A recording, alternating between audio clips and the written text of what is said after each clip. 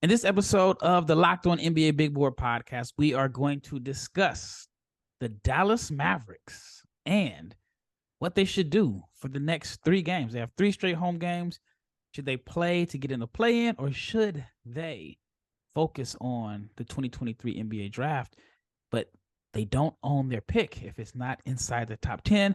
But who better to speak to than Mr. Mavs draft himself? And we are just going to forecast that the Mavericks are going to keep their pick. So this should be interesting. Stay tuned.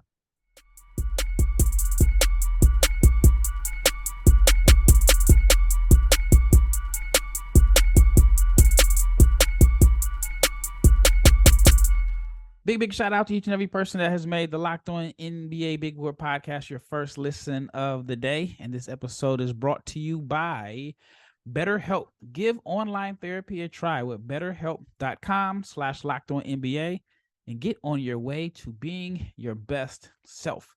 I am Rafael Barlowe, the director of scouting for NBA Big Board and the founder of NBA Draft Junkies, which is making a comeback. Had some guys post some articles on the NBA Draft Junkies site, so check it out, NBADraftJunkies.com. And my guest, well, not my guest, I'm sorry, I apologize. You are more than a guest. It is late. My co-host, the man himself, Mr. Mavs Draft, Richard Stayman. How's everything going your way? Well, the Mavs universe is not so good. Somehow the Magic, I think, have had a more promising season than the Mavs. And if you had told me that in October, or even November, when they were 5-20 to open the year, I don't think I would have believed you. Or if you would have told me that the Dallas Mavericks would have the same record, half a game difference than the Utah Jazz, and Luka was healthy for the most part. Man, imagine, I'm not a gambler, but imagine if I would have bet on those odds. I would have been rich. So personally, how do you feel, right? As a person like me that covers the draft, and you are as Mavs Draft, as your name says, and you probably weren't anticipating having a pick this year. And now there's an opportunity that the Mavericks could have a lottery pick. I mean, do you want that to happen, or is there a part of you that still wants the Dallas Mavericks to get in the play-in, and you still believe like this team can't be as bad as what is really happening right now? It's quite the conundrum. So on one hand, I think the most important thing is no matter what happens from this, whether they keep the pick or not, they get assets out of it. I think that's something that's gotten forgotten. Obviously, if they land the pick, say they get like the 10th pick, right? You get the 10th pick and you can either trade back from it. You can pick at 10. Hopefully you hit one of those two situations happens. You're getting a positive asset in theory, unless like you get somebody who's just terrible at 10. The other option is if the pick conveys, say they get the 11th pick, now they're free to trade 2025, even 2024. Actually, they can trade either because there's no the Stepien rule. You're not allowed to trade consecutive years. Technically, since 2023 will have conveyed, I think you can trade 2024 after the draft.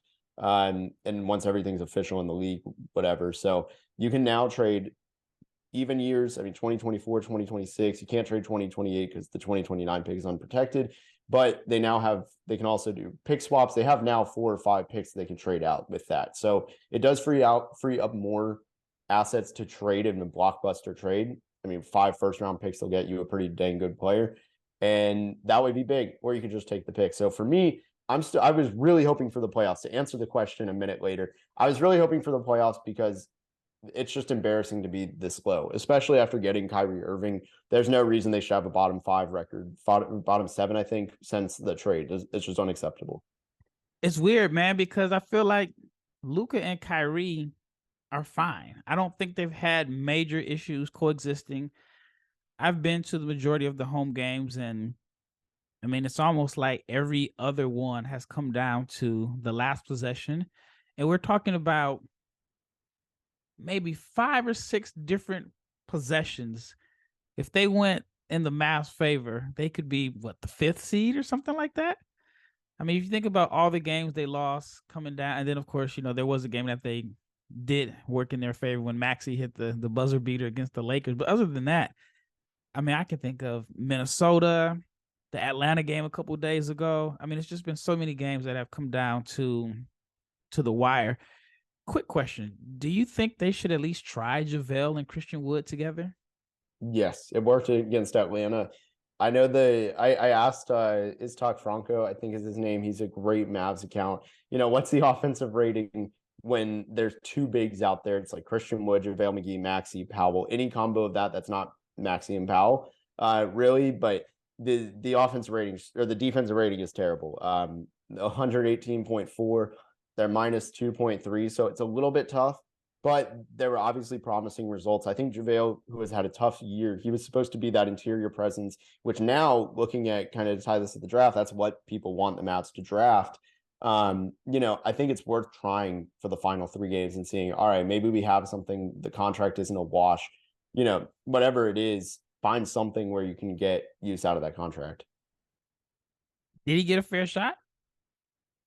Did JaVale get a fair opportunity? I mean, it seemed like he got a quick, like it was quick. Like, yes and no. I think, yeah, definitely other guys on the team were given more opportunity.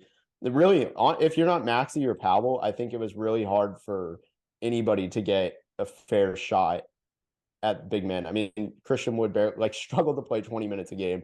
JaVale McGee struggled to play 20 games, it feels like. Granted, in a lot of the games, he was rough. The Pelicans game early in the year on TNT, I mean, he was getting lit up. And after that, he was out of the rotation. I think it's kind of a fair shot because of things like that, but also like that far of a drought doesn't seem fair. Yeah, I mean, I imagine the front office is probably like, hey, we just what did he get, the mid-level? Play him. Yeah, for 3 years. Oh, wow. So I was at a game recently. Somebody was like, "Where's JaVale?" And they didn't see him on the bench. I'm like, if you look closely, he's on the treadmill over there, and he's on the treadmill like doing the Tour de France. He's like really over there, getting his miles in. I have a guy that I would select if I'm Dallas at number 10, and I tweeted it out. A lot of people think it's a reach. I'm going all in on Derek Lively. People are like, oh, you can trade back and get assets. I wasn't a big Lively guy all season, but I'm like, all right, he has the positional size. I think he could provide rebounding, shot blocking, vertical lob threat. And if he shows the same flashes that he showed as a shooter when he was in high school, then you may have something there. And if I'm Dallas, and if I'm Cuban or Nico, and I believe in my training staff or in my player development staff, then I'm like, we can turn Lively into somebody. We can turn him into a pick and pop 5, not necessarily immediately, but I think right away as a rookie, he can at least provide you with a vertical lob threat, a shot blocker, and some size. But I guess the question is, would Kid trust a rookie? And so I think no matter who you take, Kid is not going to trust him. My fear is that they end up trading. If they get the pick, they end up trading it for some veteran that is okay. That's not really a difference maker. Unless it's somebody like, I don't know, the guy that I like, and I don't know if they would deal with Atlanta, but I would love Okongwu in Dallas. My God, I wish. So unless it's something like that, but Okongwu to me makes sense, I'm sure, and he's actually a subscriber to my NBA Big Board. So I would love for him to get an opportunity to start. Other than that, I mean, I would go live. Some people are saying Taylor Hendricks. That's who I have on my last mock. I think he's more so a 4 than a 5, but I would go with Lively. Who is your like perfect case, realistic perfect case scenario? Yeah. Because it's really Wembanyama. I mean, for me, it is. I'm a Taylor Hendricks guy. I think I would be open to taking Lively. You got to trade out of the lottery. You got to go 15 or further for him. I'm not taking him at 10. That is a massive swing for, I like him. You could go back to October or September and see, hey, I've always been a Lively guy, but I mean, he averaged like 6 and 5 in the NBA, and I know he had 2 blocks too, but in the NBA, you've got to be able, like, that low of productivity is just not going to fly. In the NCAA tournament, he took 0 shots in 36 minutes. There's things like that really make me question whether he's ready right now or not. And if they're drafting in the top 10, I'm thinking they're going to try and get somebody with a high floor. And that's where it worries me with Lively. He's not going to meet that criteria. He's not a high, like, year 1 floor guy. He is, I do agree with everything you said, but can the Mavs be patient enough to say, all right, in 2024, 25, That's when Lively becomes a useful center. When JaVale's in his last year of his contract, is that going to be enough of a JaVale difference won't be maker? around in 2025. I mean, you said it, not me. Yeah. But here's my theory behind that. I imagine that's the same mindset that teams said about Jared Allen, Clint Capella, Rudy Gobert, Walker Kessler. So I think it's the same mindset that teams have said about these guys that end up being productive centers.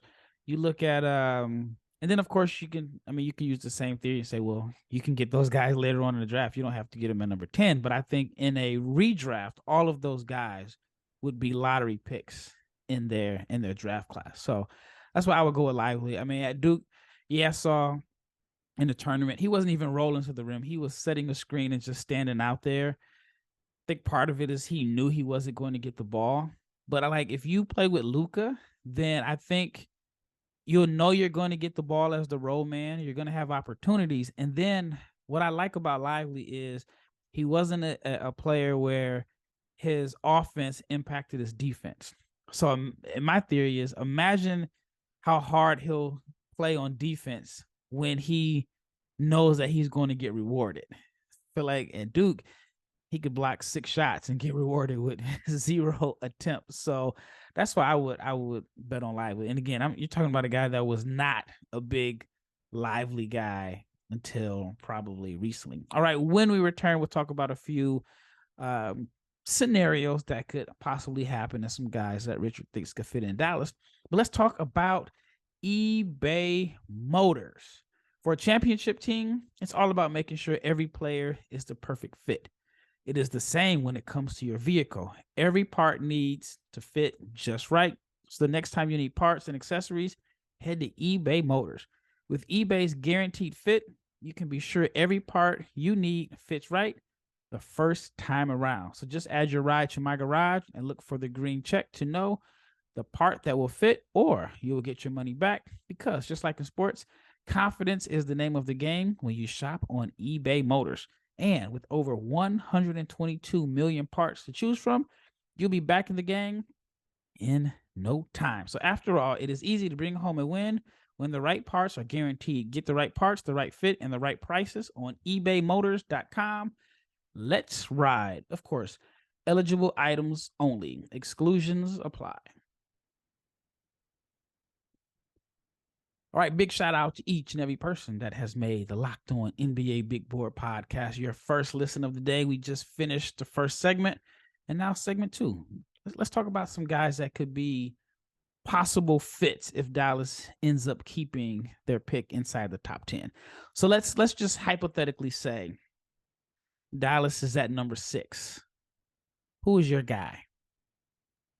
At number 6, there's like 3 different guys that pop into my head. So assuming, let's just say the top 5, I'll just go off what Tankathon says. Let's go off their mock. So let's say the top 5 goes exactly as this: Victor Wembanyama, Scoot Henderson, Brandon Miller, and then the Thompson twins. For me, at that point, I'm going Cam Whitmore. He's my 5th best player. He's the best player available. And then actually, just in consecutive order, I would really go. I'll change my board on this.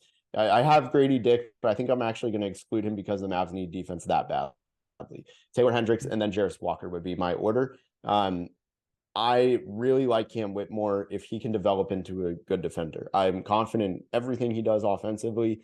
The defense, I think, needs a lot of work. He doesn't know how to consistently defend the pick and roll. That's a worry for me. He gets gobbled up in screens. If he can fix that, you're looking at a pretty versatile on the wings. So I really like him. And then Taylor Hendricks, I mean, he's the leading shot blocker in the American Athletic Conference. I think he's a day one staple of your rotation. Same impact as Keegan Murray is having right now. I can see that exact same thing for him. And then Jarris Walker is just a monster on defense. Even though I think Taylor Hendricks is the better prospect, Jarris might be better at defense. So that's the top 3 for me.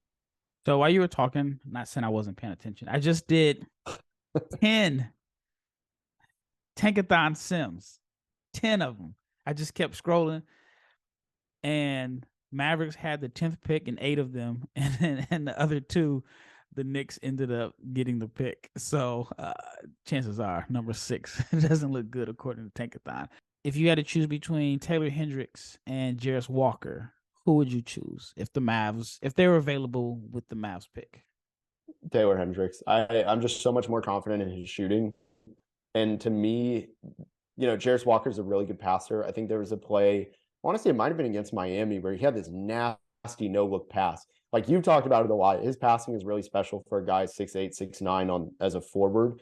And obviously I think he played exactly the role he'll play year one, and he did pretty well in it. Now, the shooting indicators aren't strong. His shooting 3-point percentage was weak, and he shot in the mid-60s from the free throw line. I don't think he's an early shooter. And for me, that's a big difference between Taylor Hendricks and Jarris Walker. Taylor Hendricks shot almost 80% from the line, over 40% from three.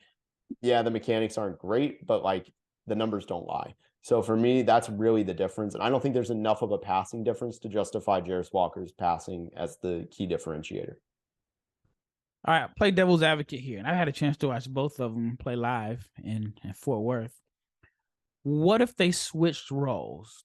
So if Jarris went to Central Florida, where he were given the keys, and Taylor went to Houston, would there be that much of a difference? I mean, I think Taylor's game would fit anywhere, but I wonder how Walker would look if he had a chance to really showcase his passing skills. Like when I watched his high school tape, and then you got to take it with a grain of salt because it is high school, I'm like, this guy could run like some 4-5 pick and rolls or 5-4, 5-3. And then I watched all of his film this weekend, and he was a better finisher than I thought. He improved throughout the year. I did see that he does have a little hook shot, like, off his left shoulder, has a little baby hook. So to me, the touch is there. It's just a matter of extending his range and being consistent. But the 34% three was, on one hand, it's like you got to respect 34% from three. He shot a higher percentage than some of the guard prospects that we were pretty high on.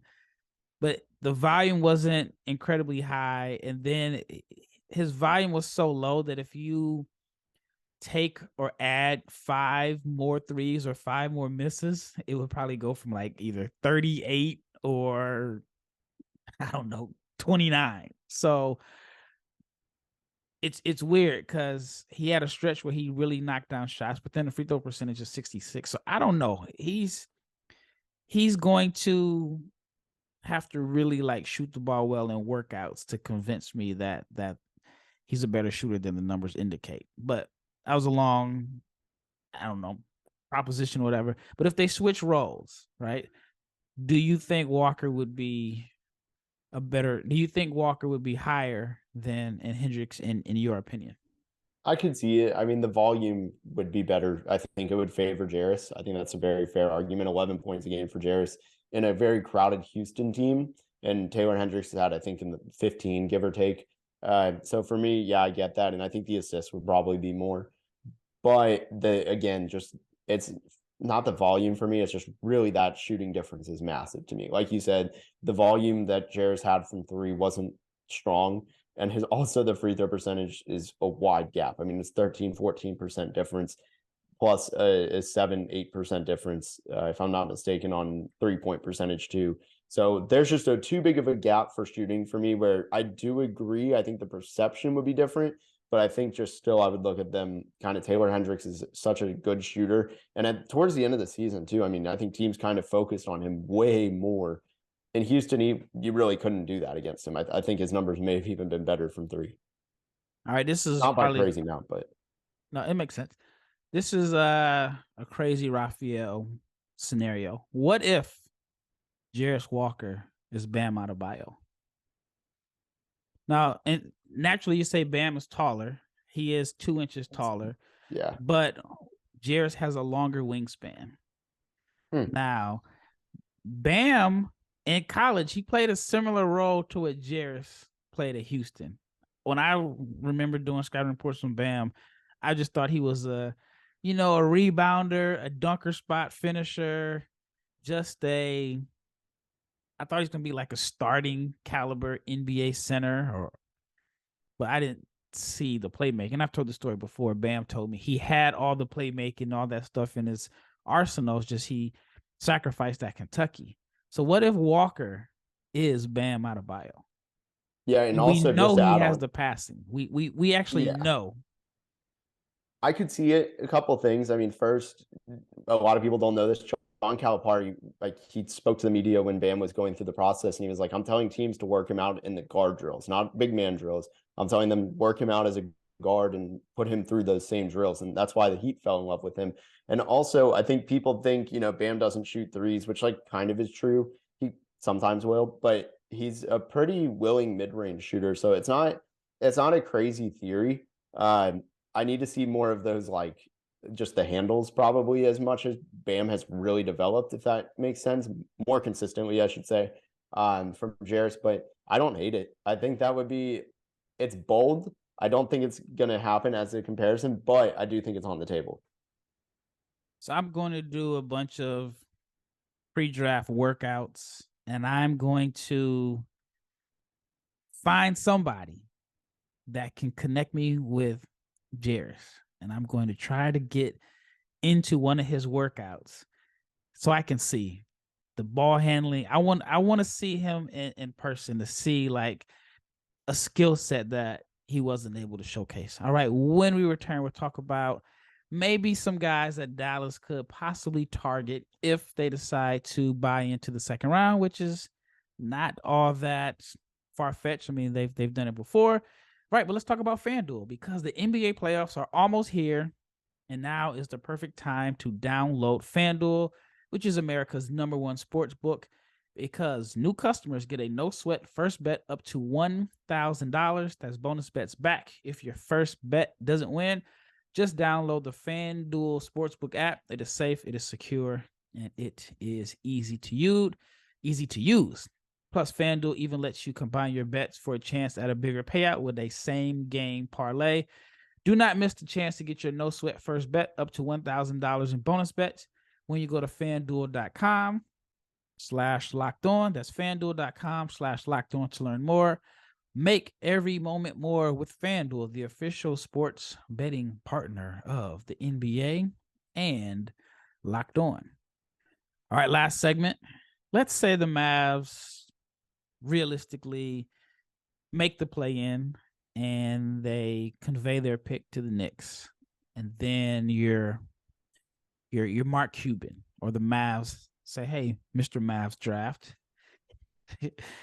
I got a budget and I want to buy into the second round. Who are some guys I should target?"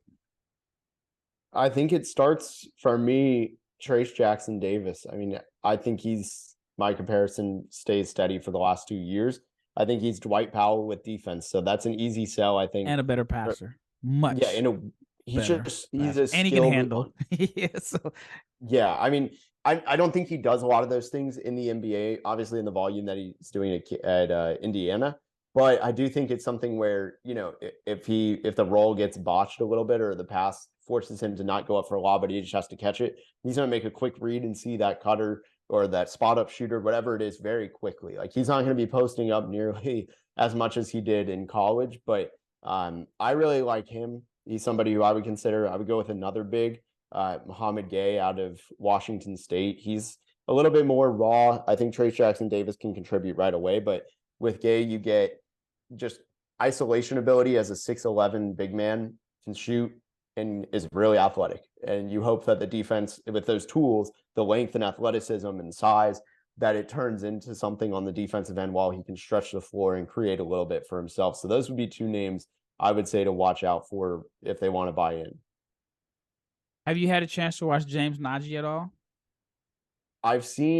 It's been a couple months. I watched him in February for a few games, but not anything recently. He'd be fun too. My question is just how soon can he contribute to an NBA team? Well, I think because he has such a easy role and limited role, I think he'll be fine.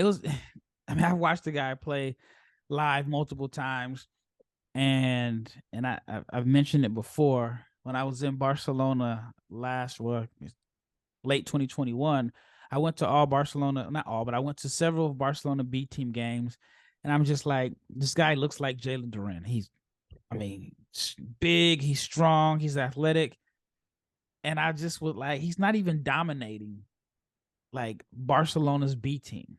And I mean, he was bigger than everybody else. They were giving him post touches and he wasn't converting. If he did score, it was just like offensive rebounds.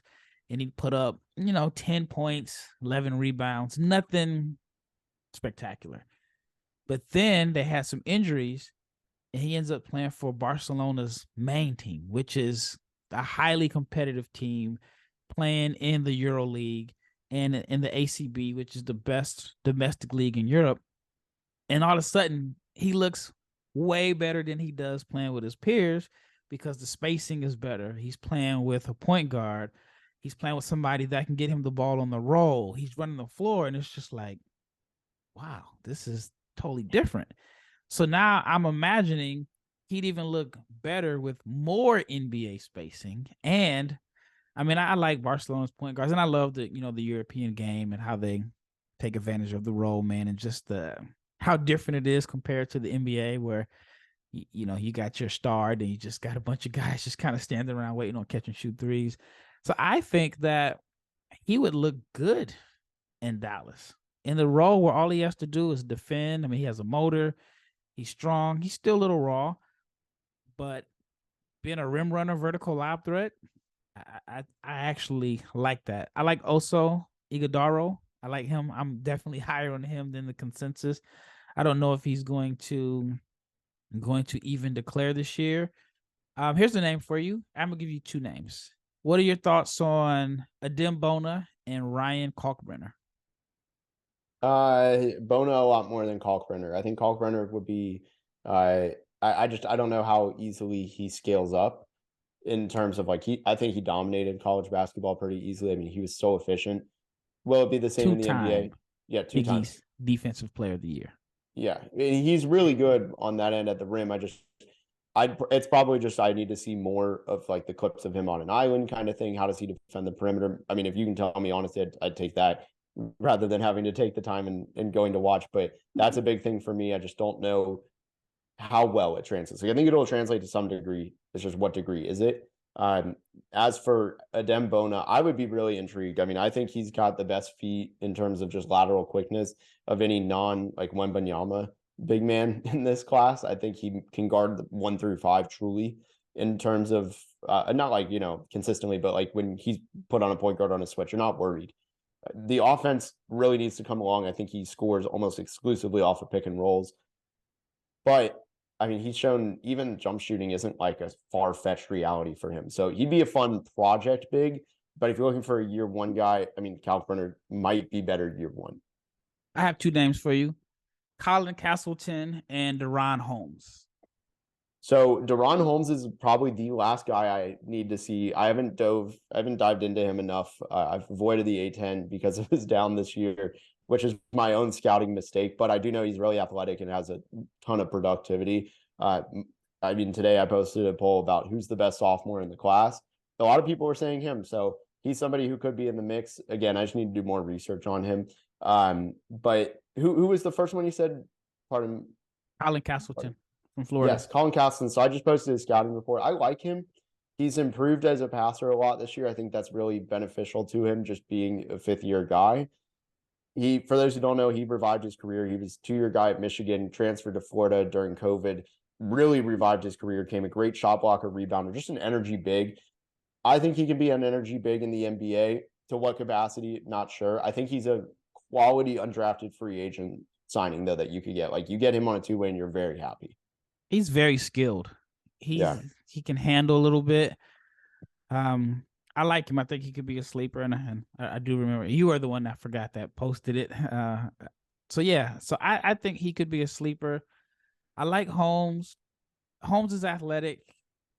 I think he put on like too much weight this year, but when you watch him, I got this thing now. Like, I've pretty much watched all the prospects, so now I'm on like my 3rd round, and now I'm just basically watching like the strengths. Like, if I say, oh, I think this guy is going to be this or he's a good this, I'm just focusing on that.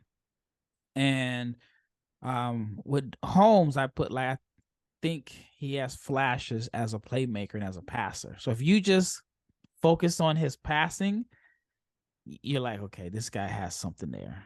So let me know when you get a chance to watch Holmes. I think he could be someone that I think he could be late first round. I think he's one of the guys that could possibly really shoot up the boards with some pre-draft workout, especially if he gets back down to the weight he was his freshman year, which I think will help with the athleticism and get the bounciness back. And then if he can knock down open shots, I think he could be a big riser.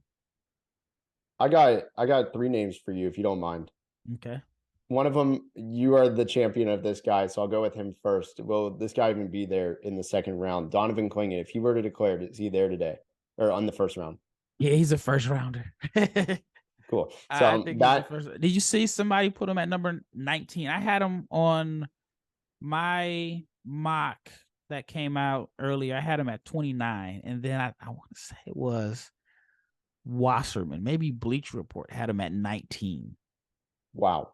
Well, there goes that dream. I figured he was going to be a consensus first at this point. I think I ultimately think he's going to be a guy next year. But if he comes out, I mean, that shapes a lot. The other 2 I was going to say, Christian Vucevic could be really interesting. I mean, he's got an effortless shot. He's 6'11", 7 foot, and I mean, he plays enough defense. I think it's passable. It's nothing crazy, but curious what you think of him. Yeah, I like him. He was always interesting to me because it's like you see, like, one, his film is hard to find because a lot of times with the top European players that are young, you can really get a chance to see how good they are when they play for their national team. And he's a guy that is not on any national teams. I think I mentioned it to you before. He's like got this weird situation where I think his dad is Serbian, his mom may be Greek, but he was born in Italy. And he has so many different passports and nationalities he could claim. And so I don't remember if he's actually picked one, but it's like a weird situation where there's like at least 3 or 4. And so, yeah, he hasn't played on anybody's national team. So the only time I've had a chance to watch him is like prior to this year, but the very little minutes he would get. Like, I went to watch him play Barcelona last year when he played for Real Madrid, and I saw him play like 2 minutes, and it was like 2 minutes at the end of the second quarter because somebody was in foul trouble. So I had a chance to watch him warm up. The shot is effortless. But when you watch his film, you're like, am I missing something? This dude is good. Like, the shot looks good. It's like he shows like the athleticism. He's a rim runner. He runs the floor. So yeah, he could definitely be somebody that could end up being a big sleeper. But it's like, I don't know, man. It's like you watch it, and then, like I said, the film looks good, and then of course Europe is a lot different. And I haven't had a chance to watch him in the last few weeks to see if he's played a little bit more minutes for Partizan, but yeah, he could be a sneaky good pick. Yeah, and last one I was going to ask about, just more Europeans, is Leonardo Okiki. He's somebody who I liked last year before he withdrew, but curious if you think he'd be somebody in the second round. I don't know if he's even playing this year. I spoke with him earlier. I know he was in this situation where he went to a team in a higher division. It was some bad press about him, and then he came out and said that he was hurt, and that's why he wasn't playing. I haven't talked to him. Maybe I should reach out to him just to see how he's doing. But he was very intriguing. And the thing about European prospects is they have like a buzz for a summer. And then if there's like a crazy buyout situation where they can't get out of their deal, or NBA team is like, you're a second round pick, we're not going to spend $500,000-$600,000 on your buyout when when you're not going to make any money. Well, we can just get an American. We can just wait on you for a couple years. So I don't know his entire situation, but I hope he's not one of these European prospects that has this really big buzz for a short amount of time, and then you find out like teams can't really do anything with them. I mean, Vrens Bleinberg is an example. John Montero, 2 guys that I was really high on, and they weren't drafted because they had buyout situations that really didn't make sense for an NBA team. I think eventually they'll get another shot somewhere down the line, but I mean, You got to strike while the iron is hot. I think that's the phrase, or whatever. But yeah, I need to reach out to Leonardo. Well, that wraps up this episode. Big shout out to Richard Stayman and his analysis on the Mavs, because I forgot all about that. Even if they don't get the pick, they can now trade multiple picks going forward. So that was something I didn't know. So big shout out to you, the listener, for making the Locked On NBA Big Board podcast your first listen of the day. Now check out the Locked On Game to Game podcast. It has every top performance, every result. Locked On Game to Game covers the NBA with analysis that only Locked On can deliver. So follow Game to Game on the Locked On NBA channel. It is available on the Odyssey app, YouTube, or wherever you get your podcast. Once again, it's Rafael Barlowe with the expertise from Richard Stayman, and we are out.